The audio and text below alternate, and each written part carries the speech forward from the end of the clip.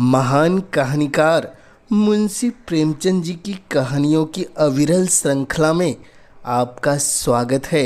लीजिए आज सुनते हैं मुंशी प्रेमचंद जी की सुप्रसिद्ध कहानी लोकमत का सम्मान।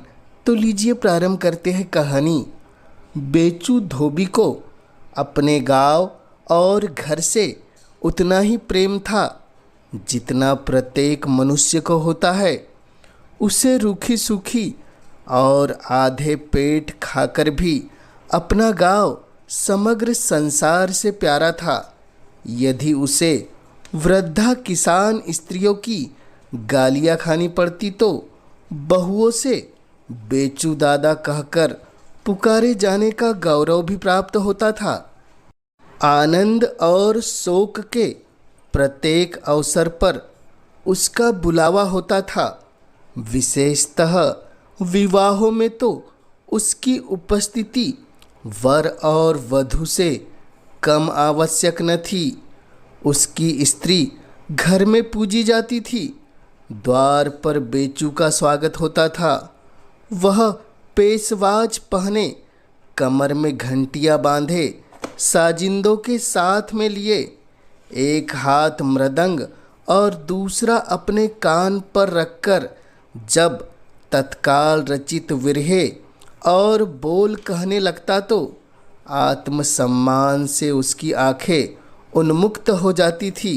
हाँ, धेले पर कपड़े धोकर भी वह अपनी दशा से संतुष्ट रह सकता था, किंतु जमींदार के नौकरों की क्रूरता और अत्याचार कभी कभी इतने असहाय हो जाते थे कि उसका जी गांव छोड़कर भाग जाने को चाहने लगता। गांव में कारिंदा साहब के अतिरिक्त 5-6 चपरासी थे। उनके सहवासियों की संख्या कम न थी। बेचू को इन सज्जनों के कपड़े मुफ्त में धोने पड़ते थे। उसके पास इस्त्री न थी। उनके कपड़ों पर इस्त्री करने के लिए उसे दूसरे गांव के धोबियों की चिरौरी करनी पड़ती थी। अगर कभी बिना इस्त्री लिए हुए कपड़े ले जाता तो उसकी सामत आ जाती थी, मार पड़ती। घंटों चौपाल के सामने खड़ा रहना पड़ता। गालियों की बौछार ऐसी पड़ती कि सुनने वालों को कान पर हाथ रखने का मन करता।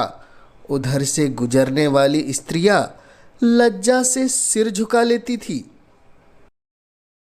जेठ का महीना था। आसपास की ताल तलैया सब सूख गई थी। बेचू को पहर रात रहते दूर के एक ताल पर जाना पड़ता था। यहाँ भी धोबियों की ओसरी बंधी हुई थी। बेचू की ओसरी 5वें दिन पड़ती थी। पहर रात रहे लादी लाद कर ले जाता, मगर जेठ की धूप में 9-10 बजे के बाद खड़ा न हो सकता। आधी लादी भी न धुल पाती। बिना धुले कपड़े समेट कर घर चला आता। गांव के सरल जजमान उसकी विपत्ति कथा सुनकर शांत हो जाते थे। न कोई गालियां देता, न मारने दौड़ता। जेठ की धूप में उन्हें भी पुर चलाना और खेत गोड़ना पड़ता था। अपने पैरों में बिवाय या फटी थी, उसकी पीर जानते थे, परंतु कारिंदा महाशय को प्रसन्न करना इतना सहज नहीं था। उनके आदमी नित्य बेचू के सिर पर सवार रहते थे। वह बड़ी गंभीरता से कहते, तू एक एक 18 तक कपड़े नहीं लाता, क्या यह भी कोई जाड़े के दिन है? आजकल पसीने से दूसरे दिन कपड़े मैले हो जाते हैं, कपड़ों से बू आने लगती है और तुझे कुछ भी परवाह नहीं रहती। बेचू हाथ पैर जोड़कर किसी तरह उन्हें मनाता रहता। यहाँ तक कि एक बार उसे बातें करते 9 दिन हो गए और कपड़े तैयार न हो सके। धुल तो गए थे पर इस्त्री नहीं हुई थी। अंत में विवश होकर बेचू 10वें दिन कपड़े लेकर चौपाल पहुंचा। मारे डर के पैर आगे न उठते थे। कारिंदा साहब उसे देखते ही क्रोध से लाल हो गए। वह बोले, क्यों बे पाजी, तुझे गांव में रहना है ही नहीं? बेचू ने कपड़ों की गठरी तख्त पर रख दी और बोला, क्या करूं सरकार, कहीं भी पानी नहीं है और न मेरे पास इस्त्री है। कारिंदा बोला, पानी तेरे पास नहीं है और सारी दुनिया में है। अब तेरा इलाज इसके सिवाय और कुछ नहीं है कि गांव से तुझे निकाल दिया जाए। शैतान दाई से पेड़ बनाता है, पानी नहीं, इस्त्री नहीं। बेचू बोला, मालिक गांव आपका है, चाहे रहने दे चाहे निकाल दे, लेकिन यह कलंक न लगाए। इतनी उम्री आप ही लोगों की खिदमत करते हो गई, पर चाहे कितनी ही भूल चूक हुई हो, कभी नीयत बद नहीं हुई। अगर गांव में कोई कह दे कि मैंने कभी ग्राहकों के साथ ऐसी चाल चली है तो उसकी टांग की राह निकाल जाऊं, यह दस्तूर शहर के धोबियों का है, निरंकुशता का तर्क से विरोध है। कारिंदा साहब ने कुछ और अपशब्द कहे। बेचू ने भी न्याय और दया की दुहाई दी। फल यह हुआ कि उसे 8 दिन हल्दी और गुड़ पीना पड़ा। 90वें दिन उसने सब ग्राहकों के कपड़े जैसे तैसे धो दिए, अपना बोरिया बंधना संभाला और बिना किसी से कुछ कहे सूने रात को पटने की राह ली। अपने पुराने ग्राहकों से विदा होने के लिए जितने धैर्य की जरूरत थी उससे वह वंचित था। बेचू शहर में आया तो ऐसा जान पड़ा कि मेरे लिए पहले से ही जगह खाली थी। उसे केवल एक कोठरी किराए पर लेनी पड़ी और काम चल निकला। पहले तो वह किराया सुनकर चकराया। देहात में तो उसे महीने में इतनी धुलाई भी न मिलती थी, पर जब धुलाई की दर मालूम की तो किराए की अखर मिट गई। एक ही महीने में ग्राहकों की संख्या उसकी गणना शक्ति से अधिक हो गई। यहाँ पानी की कमी न थी, वह वादे का पक्का था। अभी नागरिक जीवन के कुसंस्कारों से मुक्त था। कभी कभी उसकी एक दिन की मजदूरी देहात की वार्षिक आय से बढ़ जाती थी, लेकिन 3 ही 4 महीने में उसे शहर की हवा लगने लगी। पहले नारियल पीता, अब एक गुड़गुड़ी लाया। नंगे पांव जूते से वैशिष्ट हो गए और मोटे अनाज से पाचन क्रिया में विघ्न पड़ने लगा। पहले कभी कभी तीज त्योहार के दिन शराब पी लिया करता था, अब थकान मिटाने के लिए नित्य उसका सेवन होने लगा। स्त्री को आभूषणों की चाट पड़ी और धोबिने बन ठन कर निकलती है, मैं किसी से कम हूँ। लड़के खोंचे पर लट्टू लिए हलवे और मूंगफली की आवाज़ सुनकर अधीर हो जाते। उधर मकान मालिक ने किराया बढ़ा दिया। भूसा और खली भी मोतियों के मोल बिकती थी। लादी के दोनों बैलों का पेट भरने में एक खासी रकम निकल जाती थी। अतएव पहले कई महीनों में जो बचत हो जाती थी अब वह गायब हो गई। कभी कभी खर्च का पलड़ा भारी हो जाता, लेकिन किफ़ायत करने की कोई विधि समझ में न आती थी। निदान स्त्री ने बेचू की नज़र बचाकर ग्राहकों के कपड़े पछाई देने शुरू किए। बेचू को यह बात मालूम हुई तो बिगड़कर बोला, अगर मैंने फिर यह शिकायत सुनी तो मुझसे बुरा कोई न होगा। इसी इल्ज़ाम पर मैंने अपने बाप दादे का गांव छोड़ दिया, यहाँ से भी निकलवाना चाहती है क्या? स्त्री ने उत्तर दिया, तुम्ही से तो एक दिन भी दारू के बिना नहीं रहा जाता। मैं क्या पैसे लाकर लुटाती हूँ जो खर्च लगे वह देते जाओ। मुझे इससे कुछ मिठाई थोड़े ही मिलती है। पर सने सने नैतिक ज्ञान ने आवश्यकता के सामने सिर झुकाना शुरू किया। एक बार उसे कई दिन तक ज्वर आया। स्त्री उसे डोली पर बिठाकर वैद्य जी के यहाँ ले गई। वैद्य जी ने नुस्खा लिख दिया। घर में पैसे न थे। बेचू स्त्री को कातर नेत्रों से देखकर बोला, तो क्या होगा, दवा मंगानी ही है। स्त्री बोली, जो कहा वह करूं। बेचू बोला, किसी से उधार न मिलेगा। स्त्री ने कहा, सबसे तो उधार ले चुकी, मोहल्ले में राह चलना मुश्किल है, अब किससे लूं। अकेले जितना काम हो सकता है करती हूँ, अब छाती फाड़ के मर थोड़ी जाऊँ। कुछ पैसे ऊपर से मिल जाते थे, लेकिन तुमने उसकी मनाही कर दी है, तो मेरा क्या बस है। 2 दिन से बैल भूखे खड़े हैं, 2 रुपए हो तो उनका पेट भरे। बेचू बोला, अच्छा, जो तेरे जी में आए कर, किसी तरह काम तो चला। मुझे मालूम हो गया कि शहर में अच्छी नीयत वाले आदमी का निर्वाह नहीं हो सकता। उस दिन से यहाँ अन्य धोबियों की नीति का व्यवहार होने लगा। बेचू के पड़ोस में एक वकील के मुहर्रिर मुंशी दाताराम रहा करते थे। बेचू कभी कभी अवकाश के समय उनके पास आ बैठता। पड़ोस की बात थी, धुलाई का कोई हिसाब किताब न था। मुंशी जी बेचू की खातिर करते, अपनी चिलम उतार कर उसकी तरफ बढ़ा देते। कभी घर में कोई अच्छी चीज़ पकती तो बेचू के लड़कों के लिए भिजवा देते।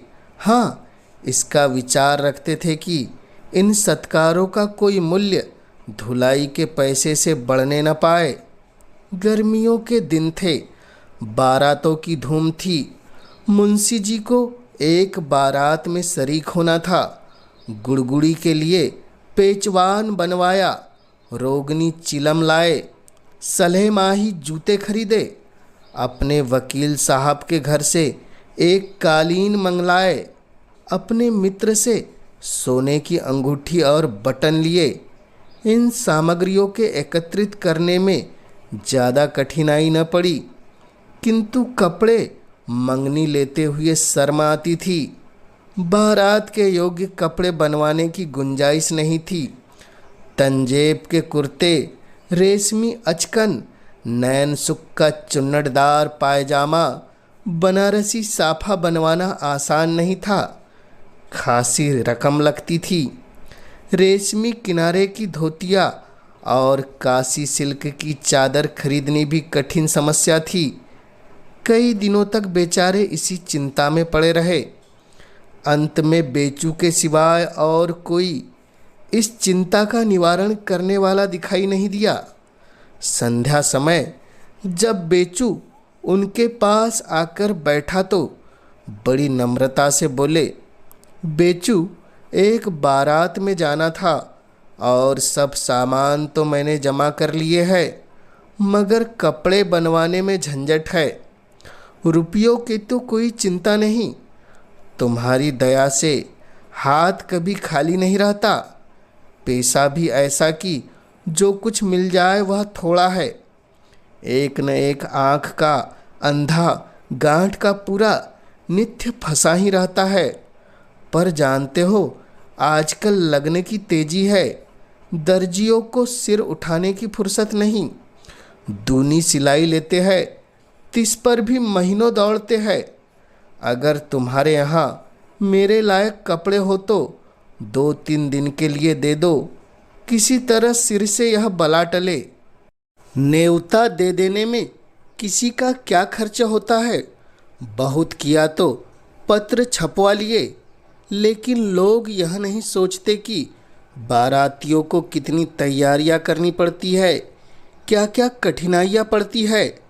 अगर बिरादरी में यह रिवाज हो जाता कि जो महाशय निमंत्रण भेजे वही उसके लिए सब सामान भी जुटाए तो लोग इतनी बेपरवाही से न्योते न दिया करते। तो बोलो, इतनी मदद करोगे या नहीं? बेचू ने मुरव्वत में पढ़कर कहा, मुंशी जी, आपके लिए किसी बात से इनकार थोड़ी ही है, लेकिन बात यह है कि आजकल लगन की तेजी से सभी ग्राहक अपने अपने कपड़ों की जल्दी मचा रहे हैं। दिन में 2-3 बेर आदमी भेजते हैं। ऐसा न हो इधर आपको कपड़े दे दूँ, उधर कोई जल्दी मचाने लगे। मुंशी जी बोले, अजी, 2-3 दिन के लिए टालना कौन सा बड़ा काम है? तुम चाहो तो हफ्तों टाल सकते हो। अभी भट्टी नहीं दी, अभी इस्त्री नहीं हुई, घाट बंद है। तुम्हारे पास बहानों की क्या कमी है? पड़ोस में रहकर मेरे खातिर इतना नहीं करोगे? बेचू बोला, नहीं मुंशी जी, आपके लिए जान हाजिर है। चलिए कपड़े पसंद कर लीजिए, तो मैं उन पर एक बेर इस्त्री करके ठीक कर दूँ। यही न होगा, ग्राहकों की घुड़कियाँ खानी पड़ेगी। 2-4 ग्राहक टूट जाएंगे तो कौन गम है। मुंशी दाताराम ठाठ से बारात में पहुँचे। यहाँ उनके बनारसी साफे, रेशमी अचकन और रेशमी चादर ने ऐसा रंग जमाया कि लोग समझने लगे यह कोई बड़े रईस है। बेचू भी उनके साथ ही हो लिया था। मुंशी जी उसकी बड़ी खातिर कर रहे थे। उसे एक बोतल शराब दिला दी। भोजन करने गए तो एक पत्तल उसके वास्ते भी लेते आए। बेचू के बदले चौधरी कहकर पुकारते थे। यह सारा ठाठ बाट उसी की बदौलत तो था। आधी रात गुजर चुकी थी, महफिल उड़ गई थी, लोग सोने की तैयारियां कर रहे थे। बेचू मुंशी जी की चारपाई के पास एक चादर ओढ़े पड़ा था। मुंशी जी ने कपड़े उतारे और बड़ी सावधानी से अलगनी पर लटका दिए। हुक्का तैयार था। लेटकर पीने लगे कि अकस्मात साजिंदों में से एक अताई आकर सामने खड़ा हो गया और बोला, कहिए हजरत, यह अचकन और साफा आपने कहाँ पाया? मुंशी जी ने उसकी ओर सशंक नेत्रों से देखकर कहा, इसका क्या मतलब? अताई बोला, इसका मतलब यह है, यह दोनों चीज़ें मेरी है। मुंशी जी ने दुस्साहसपूर्ण भाव से कहा, क्या तुम्हारे ख्याल में रेशमी अचकन और साफा तुम्हारे सिवाय और किसी के पास हो ही नहीं सकता? अताई बोला, हो क्यों नहीं सकता? अल्लाह ने जिसे दिया है वह पहनता है। एक से एक पड़े हुए है, मैं किसकी गिनती करूं? लेकिन यह दोनों चीज़ें मेरी है। अगर ऐसी अचकन शहर में किसी के पास निकल जाए तो जरीबाना कह दूँ। मैंने इसकी सिलाई 10 रुपये दिए है। ऐसा कोई कारीगर ही शहर में नहीं है ऐसी जो तराश कर सके। मैं ऐसी तराश दूसरी देख लूँ तो उसके हाथ चूम लूँ। साफे पर भी मेरा निशान बना हुआ है, लाइए दिखा दूँ। मैं आपसे महज इतना पूछना चाहता हूँ कि आपने यह चीज़ें कहाँ से पाई? मुंशी जी समझ गए अब अधिक तर्क वितर्क का स्थान नहीं है।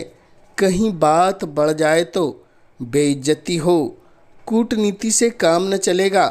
नम्रता से बोले, भाई यह न पूछो, यहाँ इन बातों के कहने का मौका नहीं। हमारी और तुम्हारी इज्जत एक है।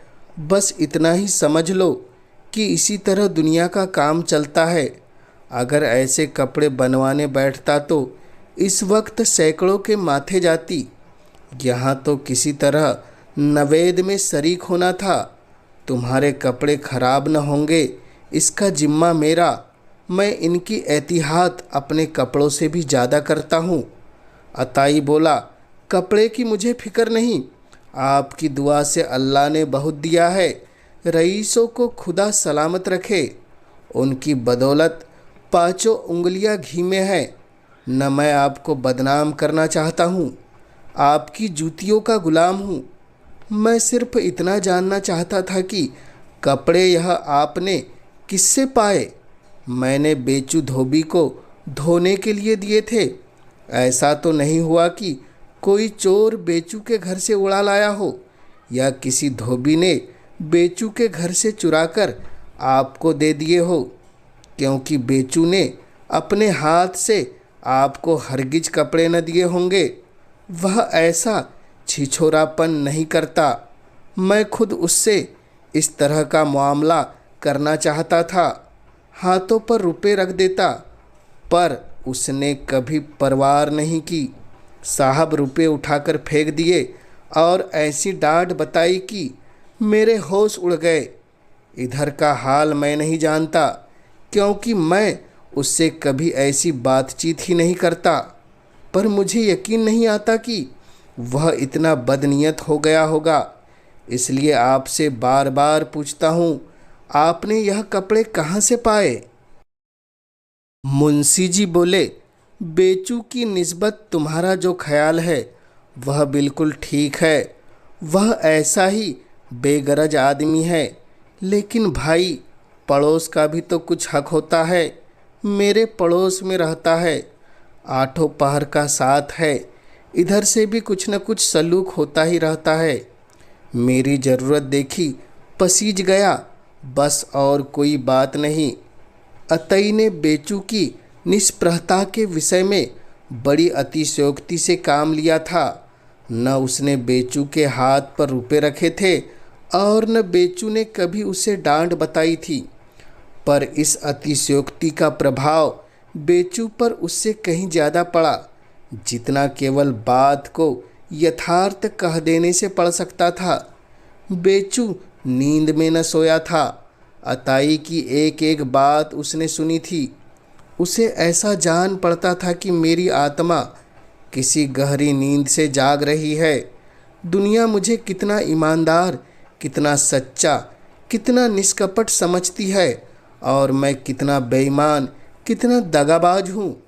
इसी झूठे इल्ज़ाम पर मैंने वह गांव छोड़ा जहाँ बाप दादा से रहता आया था, लेकिन यहाँ आकर दारू, शराब, घी, चीनी के पीछे तबाह हो गया। बेचू यहाँ से लौटा तो दूसरा ही मनुष्य हो गया था। यूँ कहिए कि वह फिर कभी खोई हुई आत्मा को पा गया। 6 महीने बीत गए। संध्या का समय था। बेचू के लड़के मलखान के ब्याह की बातचीत करने के लिए मेहमान लोग आए हुए थे।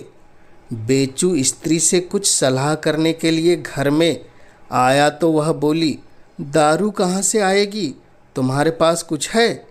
बेचू बोला, मेरे पास जो कुछ था वह तुम्हें पहले ही नहीं दे दिया था? स्त्री बोली, उससे तो मैं चावल, दाल, घी, यह सब सामान लाई। 7 आदमियों का खाना बनाना है, सब उठ गए। बेचू बोला, तो फिर मैं क्या करूं? स्त्री बोली, बिना दारू लिए वह लोग भला खाने उठेंगे? कितनी नामूसी होगी। बेचू बोला, नामूसी हो चाहे बदनामी हो, दारू लाना मेरे बस की बात नहीं। यह नहीं होगा, ब्याह न ठीक सही और कहीं। स्त्री बोली, वह दुसाला धुलने के लिए नहीं आया है, न हो किसी बनिए की यहाँ गिरवी रखकर 4-5 रुपए ले आओ, 2-3 दिन में छुड़ा लेना। किसी तरह मरजात तो निभानी चाहिए। सब कहेंगे, नाम बड़े दर्शन थोड़े, दारू तक न दे सका। बेचू बोला, कैसी बातें करती हूँ, यह दुसाला मेरा है। स्त्री बोली, किसी का हो, इस बखत काम निकाल लो, कौन किसी से कहने जाता है।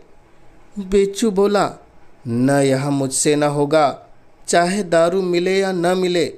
यह कहकर बाहर चला आया। दोबारा भीतर गया तो देखा स्त्री जमीन से खोदकर कुछ निकाल रही है।